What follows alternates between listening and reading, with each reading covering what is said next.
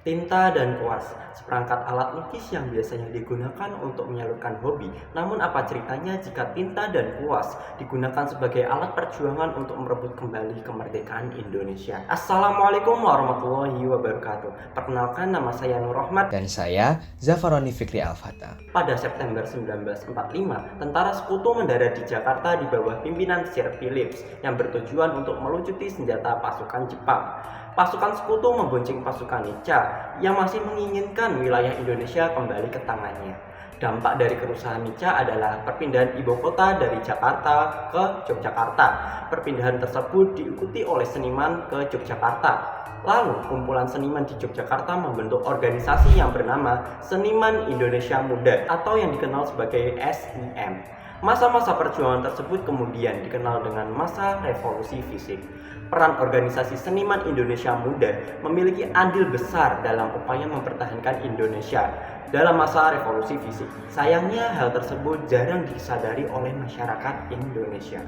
Oleh karena itu, kami tergugah untuk menuliskan perjuangan seniman dalam makalah yang berjudul Semangat Pejuang Tinta dan Kuas, Kiprah Organisasi Seniman Indonesia Muda pada Masa Revolusi Fisik 1945-1949 di Yogyakarta. Adapun tujuannya adalah untuk menelusuri sejarah terbentuknya organisasi Seniman Indonesia Muda, untuk menjabarkan susunan kepengurusan organisasi Seniman Indonesia Muda, untuk mencari tahu peranan organisasi Seniman Indonesia Muda dalam menyukseskan masa revolusi fisik di Yogyakarta, dan untuk menganalisis keefektifan media poster sebagai alat komunikasi pada masa revolusi fisik di Yogyakarta. Metode yang kami gunakan untuk mengkaji penelitian ini adalah menggunakan metode historis yang memiliki prosedur meliputi menentukan topik, heuristik, kritik sumber, interpretasi, dan historiografi. Sumber yang kami gunakan dalam penulisan makalah ini terdiri dari data primer yang diambil melalui wawancara dengan akademisi seni rupa yang pernah menjadi murid dari seniman Dullah, yaitu adalah Bapak Andi Purniawan Putra,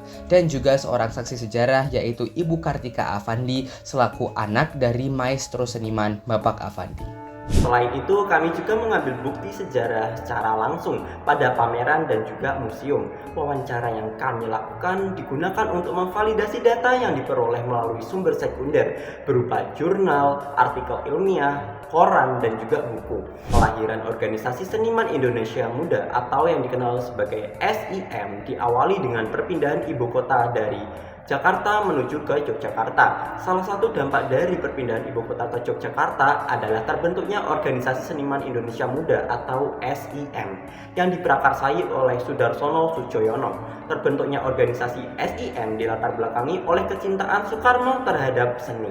Organisasi Seniman Indonesia Muda diketuai oleh Soedjojono, lalu Dullah sebagai sekretaris dan juga disusul oleh pelukis lainnya yang menjadi anggota seperti Afandi, Sumarjo, dan lain-lain.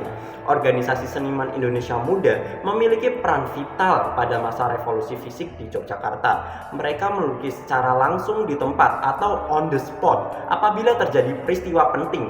Contohnya adalah seniman Soedjojono melukiskan lukisan kawan-kawan revolusi fisik yang menggambarkan teman-teman seperjuangan Soedjojono pada waktu itu.